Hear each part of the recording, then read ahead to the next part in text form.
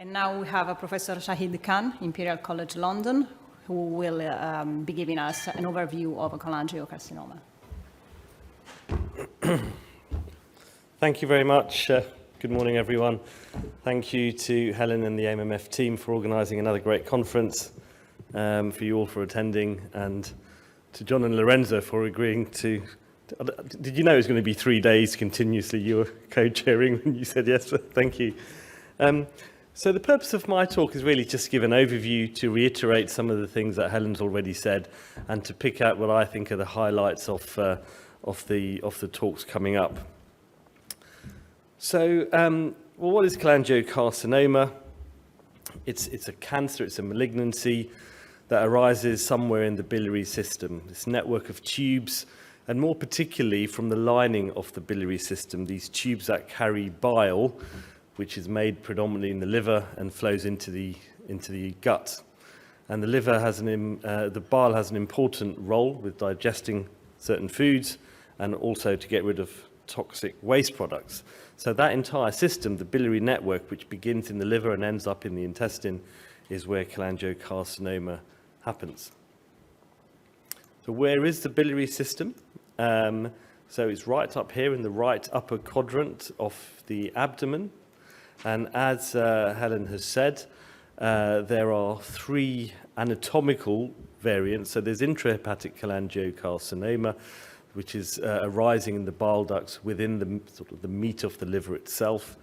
And there's perihilar, which is arising in where the tubes coalesce outside the liver, and then extrahepatic or distal cholangiocarcinoma in the tube going out of the liver into the intestine. And it's not just an anatomical description that there are these 3 types. These 3 types do differ in their epidemiology, their incidence, how they're diagnosed and how they're treated, and probably some differences in their risk factors and in their genetic profiles as well. So they are pathobiologically distinct as well.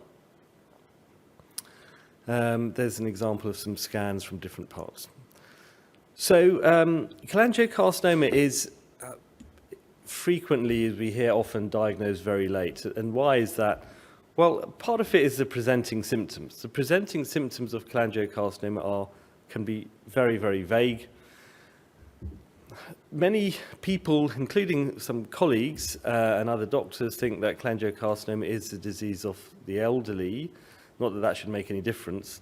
But although the majority of patients might be over 50, around a third of patients are under 60. So it's not it's a lot of young people get this disease.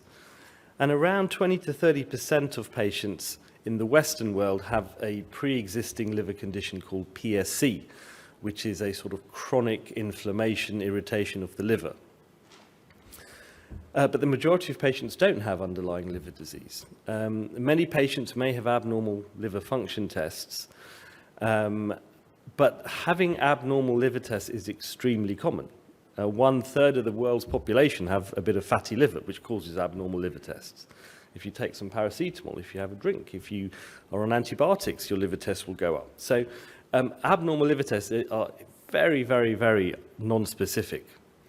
And then the specific features patients might get does depend on the location. So if the cholangio is causing obstruction in a major bile duct or at the exit of the biliary system, then patients can get jaundice, pale stools, dark urine. But actually, a lot of cholangiocarcinoma is intrahepatic in the liver, and they don't get these classic symptoms, and they get very vague symptoms: abdominal discomfort, unintentional weight loss, general malaise. The sorts of things GPs see 100 times a day. But a GP might see 1 cholangiocarcinoma in every 5 years. So it's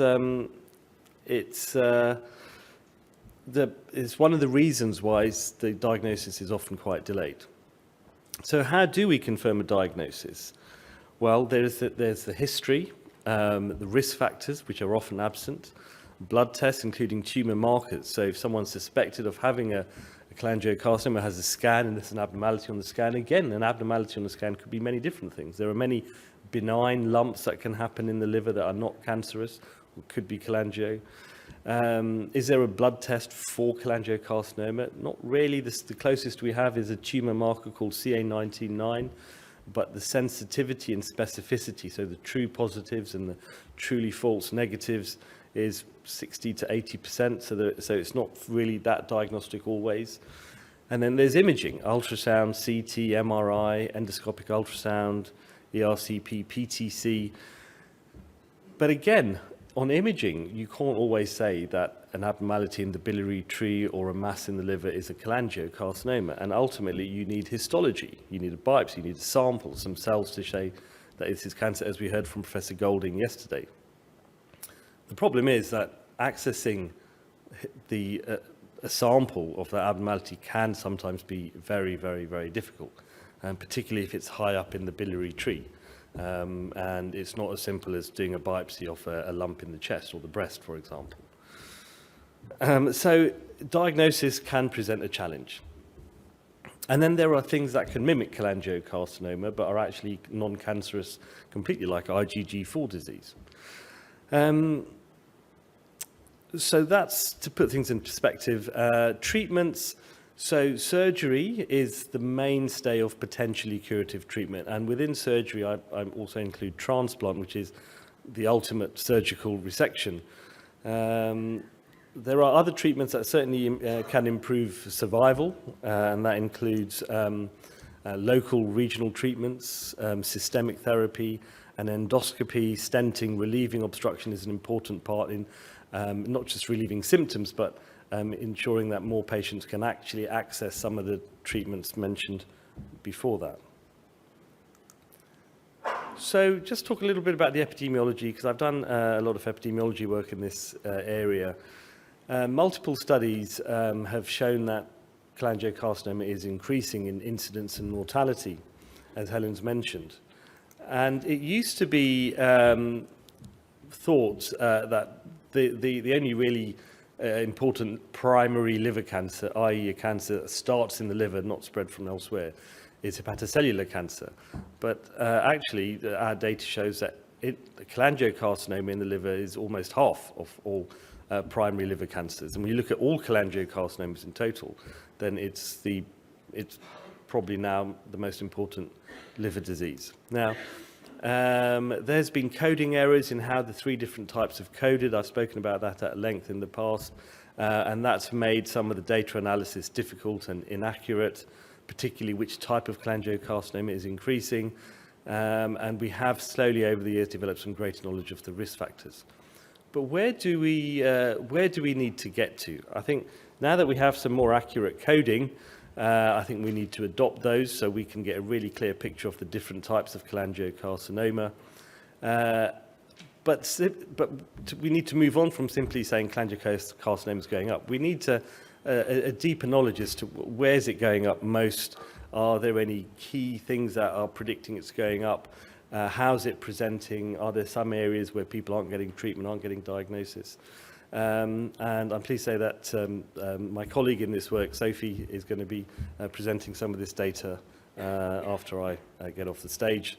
At the moment, most cases still have no identifiable risk factors, so we need some more information there. And also we need to develop an understanding of genetic drivers. So just to really put into context where the gaps are. This is a world map taken from a Nature review that we did, and showing that there is a variability in the incidence rates around the world, but everywhere around the world, cholangiocarcinoma seems to be increasing. This is a paper from 2019, various countries around Europe, South America, Japan, of intrahepatic cholangiocarcinoma. In each graph, the top line is men, the lower line is female, but showing in both genders it's increasing. And I have to give a special mention to Simon Taylor Robinson, who was my PhD supervisor 23 years ago, who actually started this whole off by looking at liver cancer rates 24 years ago and actually finding it was cholangiocarcinoma that was going up, which has led to a raft of research in this area. So in terms of known risk factors, I've mentioned primary sclerosing cholangitis in the Western world. which does have an increased risk of cholangiocarcinoma.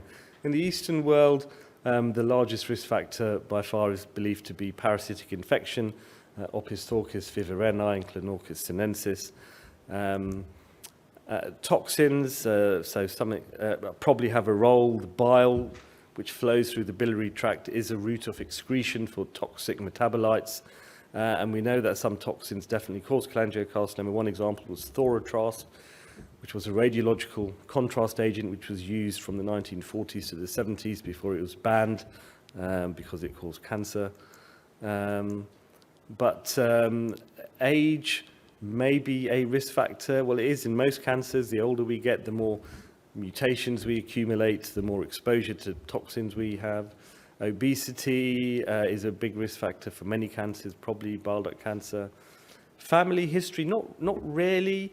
A family history of bile duct cancer may increase a person's bile duct cancer risk, and I do see patients who don't have cholangiocarcinoma, but a family member does, and they're very worried they have it. But I can only think of one patient where there was more than one cholangio in that family, so it's not a directly inherited cancer, like some rare cancers are, but not this one. Other risk factors, this was a study that we published a couple of years ago, showing that really anything that irritates the liver, including cysts, stone disease, pre-existing cirrhosis for any reason, including hepatitis B, hepatitis C, alcohol toxicity, inflammatory bowel disease, etc. This is in addition, obviously, to PSC, does increase the risk of cholangiocarcinoma, and the risk does subtly differ depending on where in the biliary tree the cancer is. So, as I've said, diagnosis can be difficult. So where do we need to get to? Well, we need better biomarkers. I've already said that CA19-9, the blood test we use, is not really that good. And we are going to get a talk from Dr. Starling. Dr. Starling, I think I've spelt your surname wrong. Many apologies if I have. So we need better, accurately, clinically validated biomarkers. So we're going to hear a talk on liquid biopsies. We need wider access to endobiliary intervention. So that's ERCP, PTC, accessing the bile duct to not just put stents in, but to get samples. And this is a highly skilled technique that only a minority of gastroenterologists do. And we need to make sure that patients get access to high quality care. So Mr. Hassan Malik's going to talk about specialist centres, and my colleague from Imperial, Chris Wadsworth, is going to be talking about ERCP. And we need better pathology markers, also not just for diagnosis, but for prognosis. It'd be great to have some cancers have a blood test that you can use to predict early recurrence or risk of response to treatment. Surgery, as I've said, is the only real chance of cure. But even if a tumour, a cholangiocarcinoma, is fully resected, what we call an R0 resection, the risk of the cancer coming back and the overall 5-year survival is still relatively low compared to most other cancers which are fully excised. So we need to improve or reduce the risk of recurrence post-resection. And there's been a step forward in that recently with the BILCAP trial led by Professor John Primrose, which showed that adjuvant treatment, so post-surgery treatment capecitabine, improved outcomes after surgery. We needed better local regional treatments. And we need to try and get liver transplant established. We are quite far down the road in getting there. We haven't got there quite yet in the UK. But it is clear that there are some patients with cholangiocarcinoma who will benefit from liver transplant. Professor Primrose and Miss Rachel Guest are going to talk about surgery and improving outcomes. And in terms of improved local treatments, we're going to hear a talk from Dr. Edelin about radiation therapy, which is being increasingly used in liver cancer. The vast majority of patients are going to require systemic treatment. In the UK, particularly led by John Bridgewater and Juan Valle, we've been really blessed to have two of the world's leading cholangiocarcinoma medical oncologists in the UK who have really advanced the field with the ABC trials there, and their colleagues established the original first-line therapy with cisplatin and gemcitabine.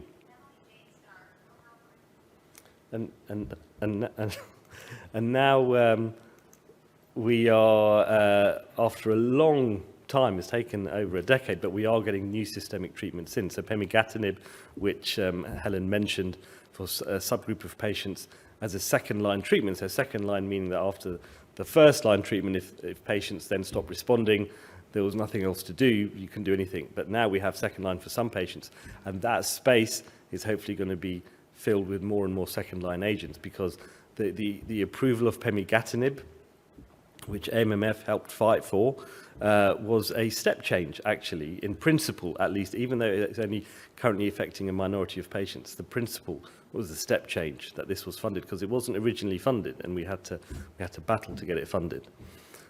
So we are going to hear from Professor Vallée in terms of targeted systemic treatment, particularly in relation to personalised medicine, because we are moving to that it's not a one-size-fits-all systemic treatment, that we are going to be needing to, in the future, be fine-tuning treatments to maximise a person's response to treatment and minimise, hopefully, their risk of side effects. Dr. Klumpin's going to be talking about widespread molecular profiling and access to trials. And in terms of understanding the molecular genetics, we're also fortunate to have Professor Jesper Andersen, who's coming in from abroad to give us a talk on that. And in terms of cholangiocarcinoma research, I think there's the basic science research, which is really important, and you'll be hearing a lot of the updated basic science research in this conference, and I'm looking forward to some of those talks, much of which has been funded by the MMF. I think in terms of more forward translational studies, we do need large collaborative translational studies. So translating the basic science into clinically meaningful results. Large-scale translational studies are expensive. You need someone to pay for them, and you have to bid against other diseases effectively. It's a bit Darwinian, really, but you have to fight for funding.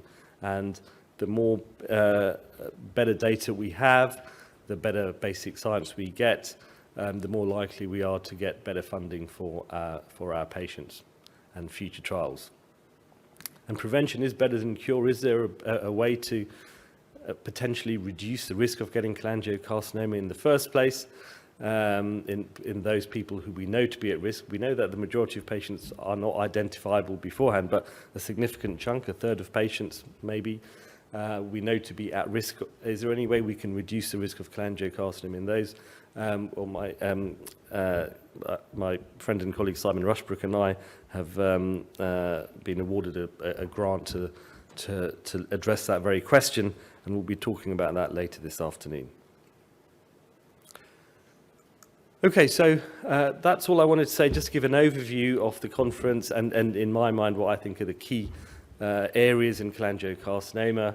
I'd just like to finish by thanking firstly the patients that it's been my privilege to be involved in their care with and who've donated samples. The MMF Cholangiocarcinoma UK, which I have the privilege of chairing, Cancer Research UK, who funded some of my work, as well as the NIHR, and all my research fellow students and co-authors and co-workers. Thank you very much.